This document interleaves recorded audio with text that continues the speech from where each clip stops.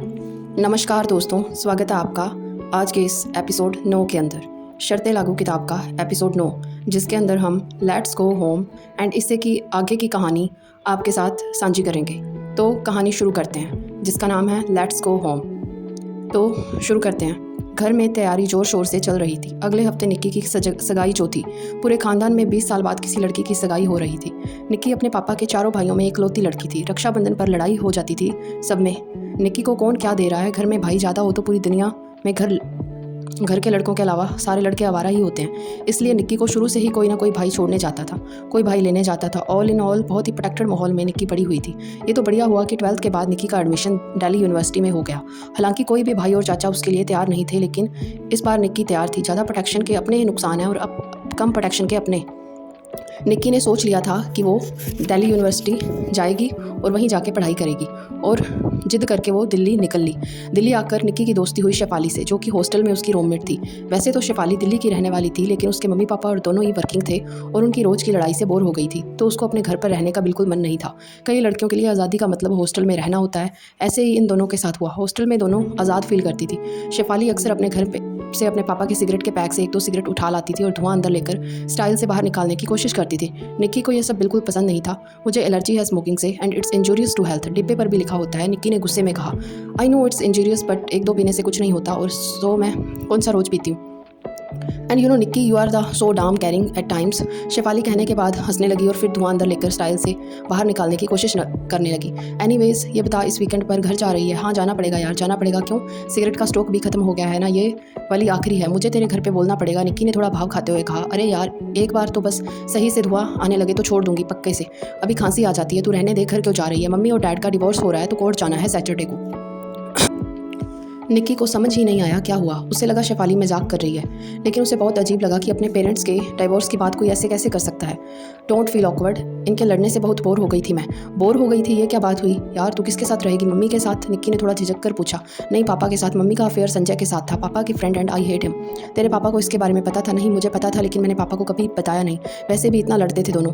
इतना कहकर शेफाली फिर से धुआं निकालने की कोशिश करने लगी। निक्की का मन भी किया कि वो बहुत जोर से चिल्लाए और शेफाली की सिगरेट को उससे छीनकर फेंक दे, लेकिन वो ऐसा कुछ भी नहीं कर पाई, और फिर कई दिनों तक उसने शेफाली से उसके घर के बारे में कोई बात नहीं की। एक दिन शेफाली ही बोली, यार पापा मम्मी के डिवोर्स से मैं बहुत खुश हूँ। निक्की को समझ ही नहीं आया कि क्या बोले। फिर वो थोड़ा सोचकर बोली, अच्छा है ना यार, तू खुश रहे बस। हाँ, कम से कम अब ये लड़ते तो नहीं है। मम्मी बहुत इमोशनल हो रही थी कोर्ट में कि मैं उनके साथ रहूँ, तो तूने क्या बोला? यही कि मैं तुम्हें संजय के साथ शेयर नहीं कर सकती। मम्मी बोली, कुछ हाँ क्या? यही कि Sanjay is a very nice person, तुम्हारे पापा जैसे नहीं है।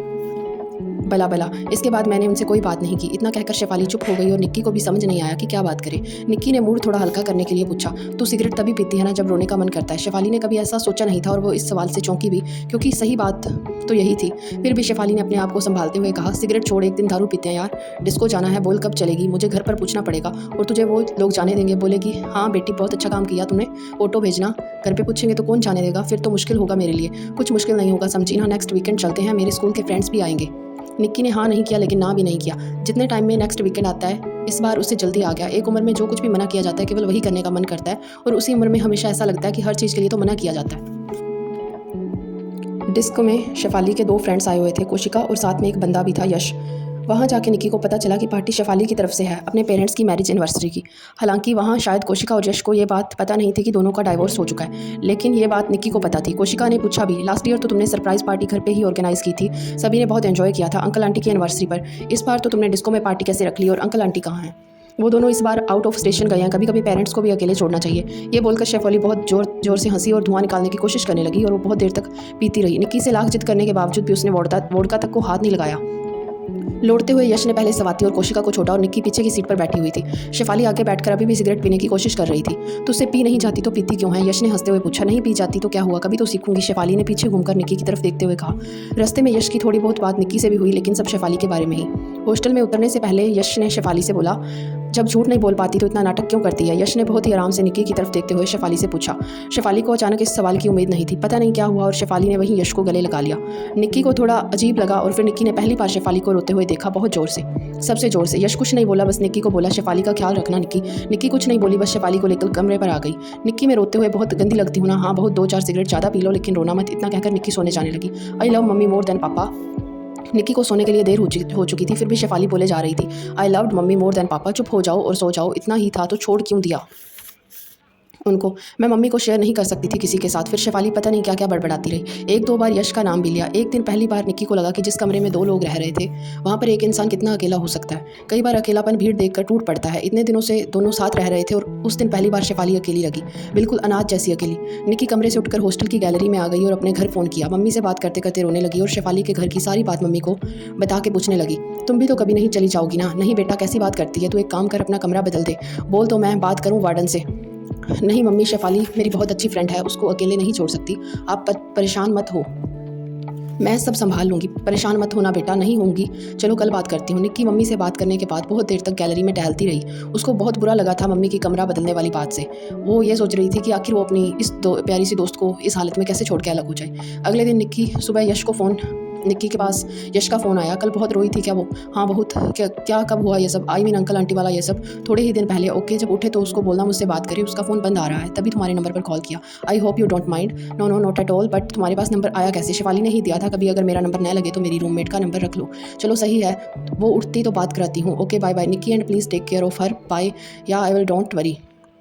फ़ोन रखने के बाद निक्की को लगा कि यश केवल अच्छा फ्रेंड नहीं है और केवल अच्छा फ्रेंड होने लायक से अच्छा है। जैसे लड़के हिसाब लगाते हैं कि ये लड़की गर्लफ्रेंड लायक है और बीवी लायक, ऐसे ही गुणागणित लड़कियां भी करती हैं, अक्सर बिना शोर मचाए। अपनी सहेली को भी नहीं बताती और कई बार उस लड़के को भी नहीं। शेफाली उठी और रात के लिए सॉरी बोला। क्यों सॉरी क्यों यार? निक्की ने थोड़ा अपनापन दिखाते हुए पूछा। अरे बस ऐसे ही यार, कम बोलने का मन है, सुन ले सॉरी और भाव मत खा। रोज रोज नहीं बोलूंगी, मत बोलना। ये यश का क्या चक्कर है? क्या चक्कर? कोई चक्कर नहीं है, अच्छा फ्रेंड है बस। अच्छा फ्रेंड? ओह, ऐसा लग तो नहीं रहा था कल। अरे यार अच्छा फ्रेंड है बस, शेफाली ने जोर देते हुए कहा। ठीक है अच्छा फ्रेंड है। तो निक्की कुछ कहना चाह रही थी लेकिन पता नहीं क्या सोच के रुक गई। तभी शेफाली बोली, तुझे पसंद है क्या? बोल, बात चला देती हूँ। तू सो रही थी तो यश का फ़ोन आया था, उससे बात कर लेना। इतना बोल के निक्की नहाने के लिए कमरे से चली गई। किसी लड़के की बात दोनों के बीच अभी तक हुई नहीं थी और कभी निक्की को ये समझा के दिल्ली पढ़ने भेजा गया था कि पूरे खानदान की इज्जत वो लेकर जा रही है। घर की इज्जत और लड़की के प्यार में कितना गहरा संबंध होता है, ये पहाड़ा हर उस लड़की को रटाया जाता है जो पढ़ने के लिए अपने घर से दूर जा रही होती है। खैर ये डिस्को जाने वाला सिलसिला कुछ दिन चला। निक्की को भी डिस्को जाना बुरा नहीं लगता था और वो भी बहुत ही आज़ाद फील करती थी। शेफाली दारू पीकर आज़ाद हो जाती थी और निक्की डिस्को जाकर हर बार शेफाली बहुत पीती लौटते हुए यश को पकड़ के खूब रोती। निक्की और यश दोनों को ही इसकी आदत हो चुकी थी। एक बार शेफाली ने बहुत ज़्यादा पी ली और उसको पीछे वाली सीट पर लेटाना पड़ा। निक्की को आगे वाली सीट पर बैठना पड़ा। उसको समझ नहीं आ रहा था कि क्या बात करे। I feel bad about Shefali, Nikki ने थोड़ा झिझकते हुए कहा। क्यों? वो ठीक है, थोड़े दिन में इसकी आदत हो जाएगी। यश ने बहुत ही आराम से ध्यान न देते हुए कहा। मैं बहुत दिनों से शेफाली से पूछना चाहती थी, क्या यही कि तुम उसके बॉयफ्रेंड हो ना? यश ने पलटकर शेफाली की तरफ देखा बहुत ध्यान से और बोला, नहीं, तुम्हें ऐसा लगता है क्या? पता नहीं, वो केवल तुम्हें देख के ही रोती है इसलिए लगा। जिसको देख के रोना आ जाए तो प्यार होता है, क्या फंडा है मैडम, वाह। निक्की थोड़ी चेंपी और थोड़ी देर तक कुछ नहीं बोली। हॉस्टल आने तक भी अभी शेफाली को होश नहीं आया था। दोनों ही रास्ते भर क्या क्या बातें होती रही, ये बता पाना मुश्किल है। लेकिन उस रात निक्की सो नहीं पाई। उसको पहली बार थोड़ा और ज़्यादा आज़ाद फील हुआ। निक्की अक्सर अब आगे बैठने लगी थी जब भी वो तीनों कहीं घूमने जाते थे। शेफाली अब सही से धुआं निकालना सीख चुकी थी। देखते देखते 3 साल खत्म होने को आए। शेफाली आगे पढ़ने के लिए बाहर जा रही थी। निक्की की जॉब वहीं दिल्ली में लग गई। यश को अपना बिजनेस ही संभालना था तो वो कॉलेज में के साथ ही ये भी कर रहा था। ये सिलसिला यूं ही चलता रहा। शेफाली बाहर जा चुकी थी और 10 महीने बाद मई में आने वाली थी। इधर निक्की के घर वालों को निक्की की शादी की जल्दी थी और उन्होंने अपने हिसाब से कई लड़के निक्की को दिखा दिए थे। सभी लड़कों को निक्की देखते ही मना कर देती थी। एक दिन निक्की ने फ़ोन करके अपनी मम्मी से बोला, मुझे यश बहुत पसंद है। कौन यश? मम्मी ने लगभग चिल्लाते हुए पूछा। वही बताया था ना पहले, शेफाली का फ्रेंड। मम्मी को बहुत गुस्सा आया और करीब करीब पूरे घर को सुनाते हुए बोली, तुझे मैंने बोला ही था अपना कमरा बदल दे। वैसी बंदी के साथ रहने के कारण ही ये सब हुआ है। इसके बाद मम्मी से फ़ोन छीन के पापा ने लिया और अगले दिन मम्मी पापा दोनों भाई दिल्ली आ गए। घर की इज्जत के बारे में जो कुछ भी बातें फ़ोन पर सुनाई गई निक्की को, जैसे 3 साल पहले निक्की पढ़ने आने के लिए तैयार थी वैसे इस बार वो फिर से तैयार थी। फ़र्क सिर्फ इतना था कि इस बार यश उसके साथ था और यश की फैमिली में निक्की को सभी बहुत पसंद करते थे। यश ने बहुत ही समझदारी से निक्की के घर पर सबको समझा लिया। शादी की तारीख मई में फाइनल की गई ताकि शेफाली भी शादी में आ सके और ये सरप्राइज़ देने के लिए दोनों निक्की और यश शेफाली को लेने एयरपोर्ट गए। शेफाली ये सुनकर बहुत ही खुश दिखी और उस रात तीनों उसी डिस्को में गए जहाँ कॉलेज में जाते थे। वहाँ से जाने के बाद शेफाली ने यश को कहा कि उसको उसकी मम्मी के घर छोड़ दो, वो उनसे मिलना चाहती है। यश ने कई बार पूछा कि इस हाल में? उसने कहा हाँ इसी हाल में। जैसे ही निक्की और यश ने शेफाली को उसके मम्मी के पास छोड़ा तो उनको मिलते ही वो बहुत ज़ोर से रोने लगी, वैसे ही जैसे वो यश को देख के रोती थी और अपनी मम्मी से बोली, चलो मम्मी घर चलो बस यहाँ से, लेट्स गो होम। इतने दिनों से तुम घर नहीं लौटी। ये जिद बहुत अजीब थी। शेफाली की मम्मी ने संजय की तरफ देखा। संजय को बहुत गुस्सा आ रहा था लेकिन फिर भी अपने आप को संभालते हुए शेफाली से कहा, बेटा ये भी तुम्हारा घर है, यहाँ यहीं रुक जाओ। शेफाली ने चिल्लाते हुए कहा, यह तुम्हारा घर है संजय, मेरा नहीं। अंकल को ऐसे नहीं बोलते बेटा, शेफाली की मम्मी ने कहा। मुझे मत बताओ क्या बोलते हैं क्या नहीं बोलते, बस तुम घर चलो प्लीज़, लेट्स गो होम। ये कहकर शेफाली बहुत जोर से रोने लगी। ये देखकर निक्की से रहा नहीं गया। उसने भी आंटी को समझाया कि एक दिन के लिए वो जैसे बोल रही है कर लीजिए। शेफाली की मम्मी से भी देखा नहीं गया। वह दोनों बच्चों के साथ चल दी। सब लोग शेफाली के घर आ गए। शेफाली की मम्मी पूरे 3 साल बाद घर आई, वो भी तब जब उनकी बेटी की हालत ऐसी थी। शेफाली के पापा ने दरवाज़ा खोला। शेफाली की मम्मी को देखकर देखकर चौंके भी, लेकिन कुछ नहीं बोले। डाइवोर्स के बाद से आज दोनों पहली बार मिल रहे थे। पापा मम्मी मिलकर शेफाली को उसके कमरे में ले गए। वो बिल्कुल भी होश में नहीं थी, कुछ कुछ बड़बड़ाए जा रही थी बस। मैं मम्मी को शेयर नहीं कर सकती किसी के साथ, मैं यश को शेयर नहीं कर सकती किसी के साथ। थोड़ी देर बाद रुकने के यश और निक्की वहाँ से चल दिए। मम्मी शेफाली के कमरे में आके बैठ गई। शेफाली के पापा ने कॉफ़ी के लिए पूछा और किचन में कॉफ़ी बनाने चले गए। शेफाली की मम्मी ने सामने टेबल पर रखी उसकी बचपन की फ़ोटो को अपने हाथों में लिया। फ़ोटो में शेफाली के पापा और मम्मी साथ में थे। उनकी मसूरी ट्रिप की फ़ोटो थी। शेफाली की मम्मी बहुत देर तक कुछ सोचती रही, फिर अपनी साड़ी को फ़ोटो पर लगे धूल से साफ़ किया और उठकर शेफाली के कमरे में फैले सामान को समेटने लगी, जैसे वो छुट्टी पर कहीं घूमने गई थी और अब हमेशा के लिए लौट आई हैं। तो इससे आगे की कहानी है, नाम है जिसका वेलकम। तो शुरू करते हैं आगे की कहानी। मकान मालिक की उम्र होगी यही कोई 65 साल। अपनी बीवी की बहन के साथ रहता था। बीवी की बहन को सब लोग मौसी बोलते थे और मकान मालिक को अंकल। बीवी बहुत पहले मर चुकी थी और इकलौती बेटी बाहर बस गई थी। मौसी की उम्र भी करीब 50 साल और मौसी के पति भी अंकल की बीवी जैसे खर्च हो चुके थे। दोनों लोगों के पास एक 4 मंजिला मकान के अलावा एक दुकान भी थी। दोनों बड़े प्रेम से रहते थे। मुझे तो मकान लेने के बहुत दिनों बाद पता चला कि मौसी अंकल की बीवी नहीं बल्कि साली हैं। साली का सुख ऐसा सुख है जो सबको नसीब नहीं होता, और अगर किस्मत में साली सुख है तो देर सवेर नसीब हो ही जाता है। अंकल के छोटे और सुखी परिवार के अलावा 3 किराएदार रहते थे। पहले फ्लोर पर एक भैया जो किसी प्राइवेट कंपनी में काम करते थे, उनका और उनकी बीवी का तलाक कुछ मामला चल रहा था। भैया का कहना था वो बच्चा पैदा नहीं कर सकती और उनकी बीवी का कहना था ये बच्चा पैदा नहीं कर सकते। दोनों कभी मिलते नहीं थे कि ये जान पाएँ कि दोनों मिलकर बच्चा पैदा कर सकते हैं या नहीं। दूसरे फ्लोर पर एक बंदी रहती थी पल्लवी नाम की, जो किसी बैंक में काम करती थी। काम का प्रेशर बहुत रहता था, इसलिए कूड़े में अक्सर बियर की बोतलें दिख जाती थी। सबसे ऊपर वाला फ्लोर मेरा था। अभी ट्रांसफ़र होकर मैं इंदौर पहुंचा था। कॉलेज के बाद मेरी ये पहली पोस्टिंग थी। यहाँ करीब 6 महीने तक रुकना था और इसके बाद ट्रांसफ़र फिर से हो जाना था। लेकिन अंकल को मैंने झूठ बोल रखा था कि यहाँ साल भर रुकना है। हाँ, भैया के यहाँ एक नौकरानी भी काम करते हुए दिख जाती थी। तीनों घरों का काम वही करती थी, बस भैया के यहाँ दिखती ज़्यादा थी। एक दिन संडे को भैया ऊपर आए, मेरे फ्लोर पर आए मिलने के लिए। भाई साहब मैं फर्स्ट फ्लोर पर रहता हूँ, चूँकि आप ऑफिस से देर से आते हैं इसलिए सोचा कि किसी दिन फुर्सत में रहूँगा तो मिलूँगा। हाँ, आजकल देर हो ही जाती है। आप बताइए कब से रह रहे हैं यहाँ? बस पिछले 2 साल से। खाने वाने का हो गया आपका? नहीं हुआ, इसलिए तो और भी देर लगती है। या तो बाहर से पैक करा के लाता हूँ या खा के आता हूँ। अरे पहले मिलना चाहिए था ना आपको, अकेले आदमी का खाना सही से बन नहीं पाता। आप पहले जो रहते थे और वो मेरा खाना यही सविता बना देती थी। सही है, मैं सोच ही रहा था अंकल से बोलूं कि किसी को खाने के लिए मंगल लगवा दें। बाहर खाया नहीं जाता रोज रोज। मुझे भी लगा कि बढ़िया है, आराम से खाना बन जाया करेगा। बढ़िया है, आप भी ब्राह्मण हैं इसलिए आपको बोला खाने के लिए। हालांकि भैया की ये बातें मुझे उतनी अच्छी नहीं लगी, लेकिन रोज़ रोज़ बाहर खाने वाली समस्या से छुटकारा मिल जाएगा ये सोचकर मैंने भी तबाक हाँ बोल दिया। फिर भैया ने बाकी सब लोगों के बारे में बताना शुरू करा, एक एक करके। सबसे पहले पल्लवी के बारे में। भाई साहब कभी कभी एक लड़का भी आता है बैंक वाली मैडम के यहाँ।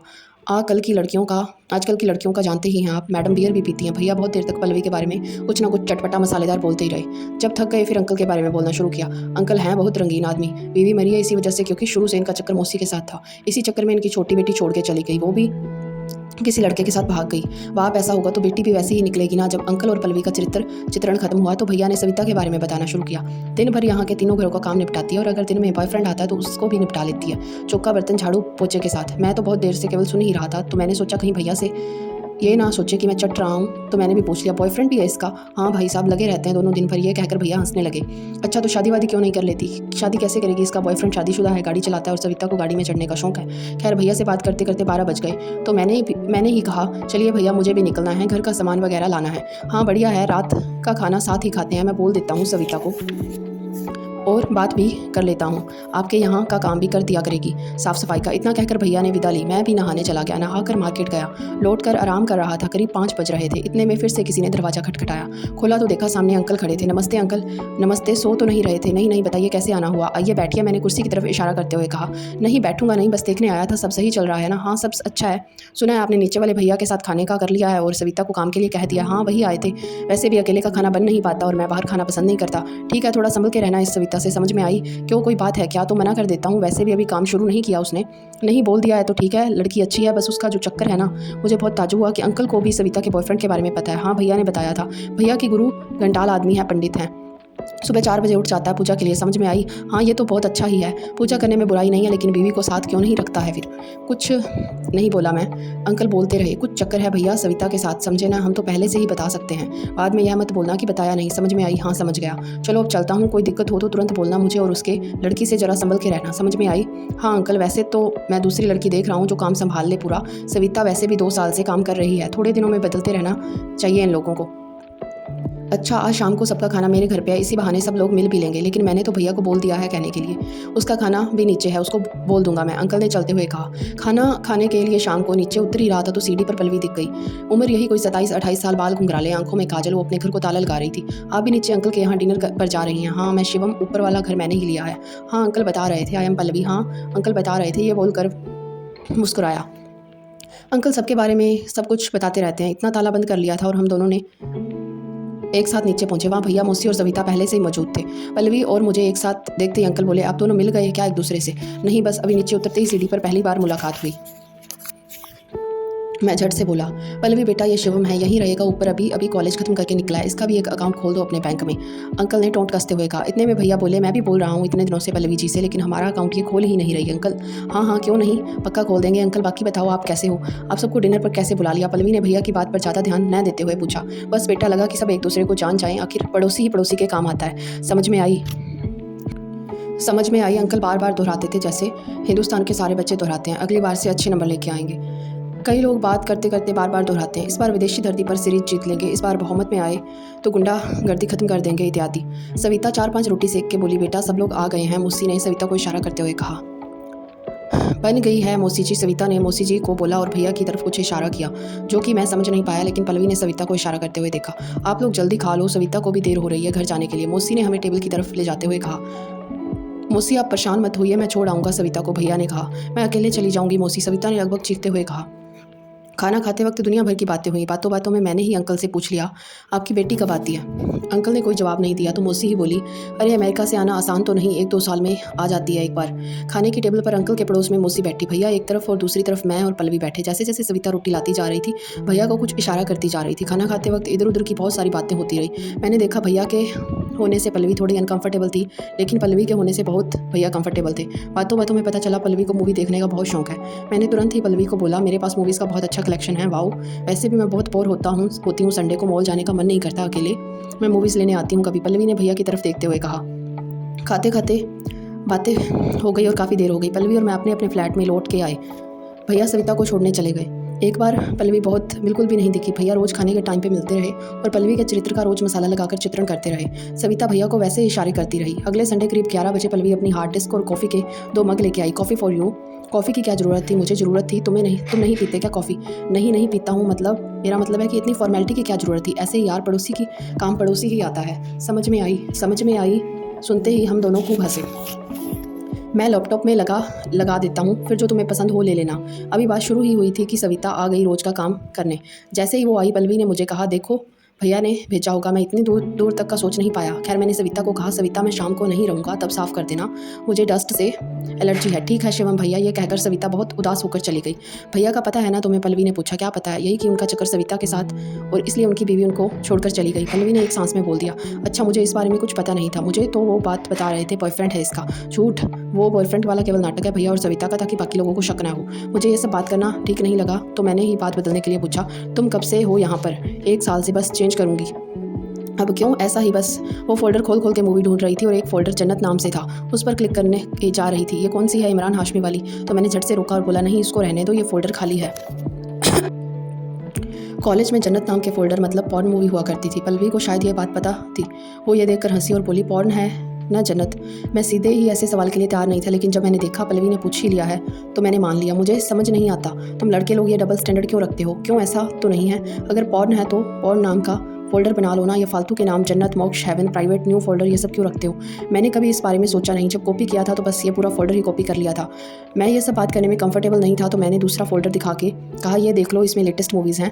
मूवी ढूंढते ढूंढते अचानक से पल्लवी ने एक फ़ोटो खोली जिसमें मैं एक लड़की के साथ था और पूछा, I am sorry to ask you personal question, लेकिन ये लड़की गर्लफ्रेंड है तुम्हारी? हाँ गर्लफ्रेंड थी, अब नहीं है। मेरा मन था कि पल्लवी उसके बारे में पूछे, लेकिन पल्लवी ने कुछ नहीं पूछा। थोड़ी देर बाद मैंने ही पूछा, और तुम्हारा बॉयफ्रेंड तो होगा ही ना? था, लेकिन अब नहीं है। ये कहकर पल्लवी फोल्डर में मूवी ढूंढने लगी और उसने लैपटॉप में ही आंख गड़ाए हुए पूछा, पूछना नहीं है तुम्हें क्या था और क्या हो गया? पहले था, अब क्यों नहीं है?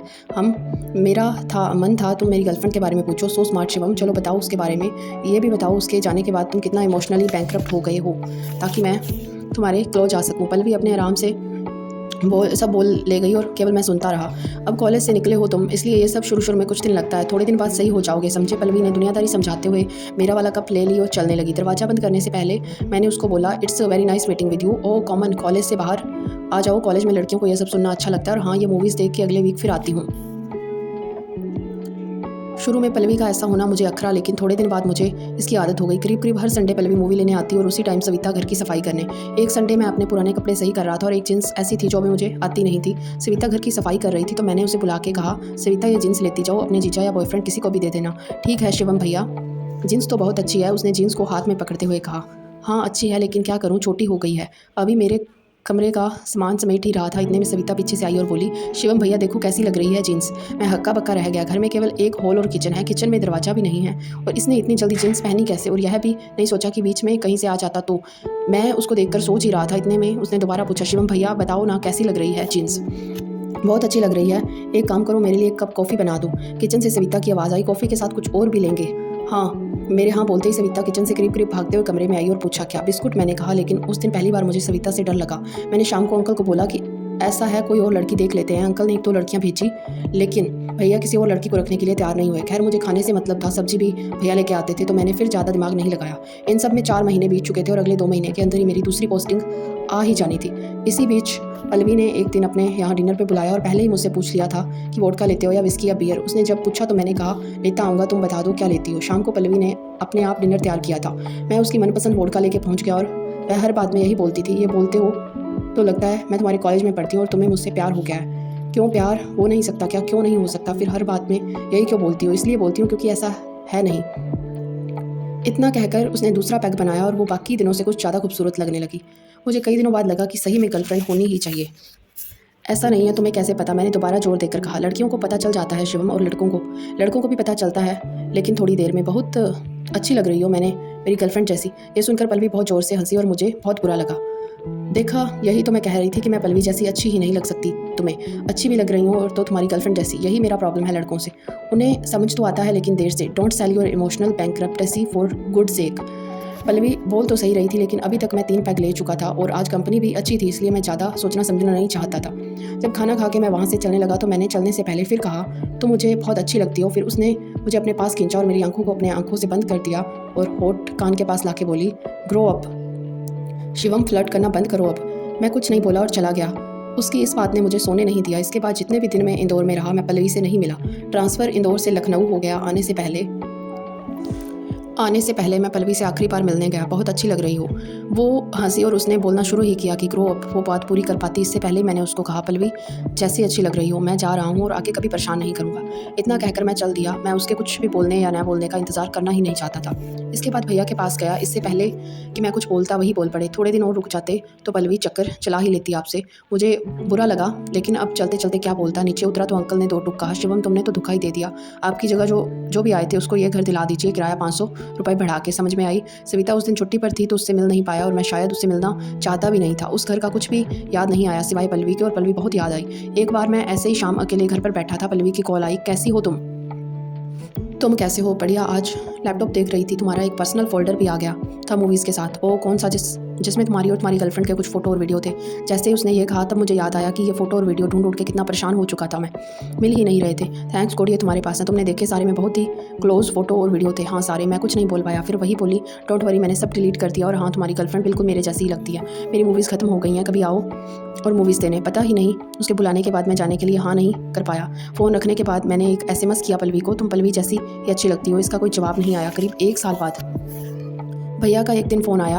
उनका भी ट्रांसफ़र लखनऊ हो गया था और वो चाहते थे कि मैं उनको एक बार बढ़िया घर दिलवा दूँ। मैंने पूछा, कैसा घर चाहिए? अकेले ही रहना है ना? नहीं यार, शादी हो गई हमारी, तुम्हें बुला नहीं पाए। बात काटने के लिए मैंने ही पूछा, और अंकल कैसे हैं? मौसी के क्या हाल है? उनकी मत पूछो यार। अंकल की लड़की एक दिन आई थी, बहुत बवाल हुआ और इसके बाद मौसी चली गई। मर जाएंगे अंकल मौसी के बिना, तबीयत सही नहीं रहती। और सविता अभी भी काम कर रही है। उसका बॉयफ्रेंड कैसा है? पता नहीं कैसे मेरे दिमाग में यह सवाल आया। नहीं, उसने काम छोड़ दिया और तुम्हें दूसरी बात तो बताई ही नहीं। हमने सविता से शादी कर ली है, इसी बहाने गरीब का भला हो जाएगा। भैया बहुत देर तक पता नहीं क्या क्या बताते रहे। 2-4 बार पल्लवी का नाम भी लिया। फ़ोन रखने से पहले मैंने बस इतना ही कहा, भैया आइए कभी घर, भाभी के साथ वेलकम। तो आज का एपिसोड 9 की कहानियाँ यहीं समाप्त होती हैं। अगर आपने इस ऑडियो को लास्ट तक सुना है तो इस वीडियो को लाइक करना, अपने दोस्तों के साथ शेयर करना एंड कमेंट के अंदर बताना कि ये आपको कैसी लगी स्टोरी। एंड इस किताब की, शर्तें लागू किताब की आखिरी स्टोरी भी आपके साथ जल्दी लेके आएंगे हम यूट्यूब पर। धन्यवाद। एंड कमेंट के अंदर बताओ कि नेक्स्ट कौन सी किताब है जिसकी आप स्टोरी या फिर ऑडियो सुनना चाहते हैं।